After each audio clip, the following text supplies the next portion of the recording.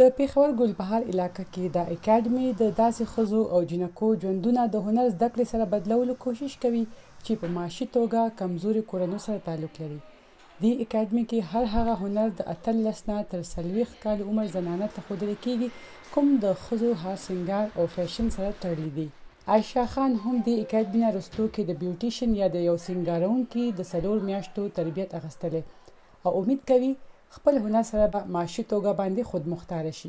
زه چې دی لکه خپل ګټل غواړم، په خپل خپو درېدل غواړم او دا دی چې لکه چې اب موږ د پاره پوره عمر وکړو، لکه موږ تم پکار دي چې موږ هغې دپاره وکړو ودرېږو په خپل خپو باندې. او زه خپل انشاءالله پارلر کولولو کوشش کوم چې یاره زه د چا محتاج نه شم، زما کور والا داسې نو بس دا ارادې دي زموږ الله دی.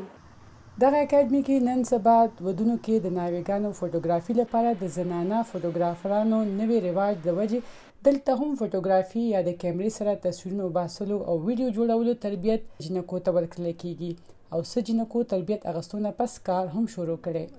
کور زموږ ختم شوی دی الحمدلله، موږ ته ډیره فایده ده. موږ هفته کې یا میاشت کې داسې فنکشنونو لزو او هغې موږ له انکم راځي او زموږ ډیره مرسته کېږي.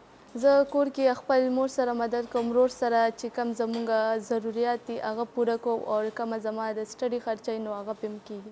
د دې اکیډمي مشره ډاکټر روزینا ساجد وایي دوی د حکومتي ادارې نیفټک او د هلویتاس انټرنیشنل ادارې مرستې سره تر اوسه 100 جنکو ته د بیوټیشن تربیت ورکړي او داسې پروسې د ډیرو بیوسه ښځو مرستې کولی شي او کوي. بالکل سنگار چې کوم مطلب دا یو پورا فیلډ دی چې یو پورا یو شعبه ده، پورا یو هنر دی، هغه موږ ماشومانو ته ښایو او دې کې چې سپیشلی چې کوم زموږ فوکس چې کوم ماشومانو باندې وي هغه خلک چې کوم هیڅ نم نه دي خبر، لکه دومره غریبۍ کې او دومره مهنګایۍ ځپلې خلک دي چې هغوی څه نشي افورډ کولی، څه نشي دغه کولی، نو هغوی دپاره ټوټل فری ټریننګز دي.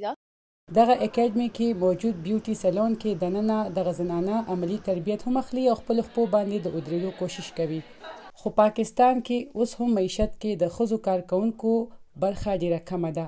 ایشین ډیولپمنٹ بینک وايي پاکستان کې د اعلی تعلیمي ډیګري لرلو نه باوجود صرف 15% ښځې د افرادي قوت برخه دي او د ملک د آبادۍ یو غټه برخه ښځې هنر نه لرلو او کار نه کولو وجې د ملک ترقۍ کې هم رکاوټ دي.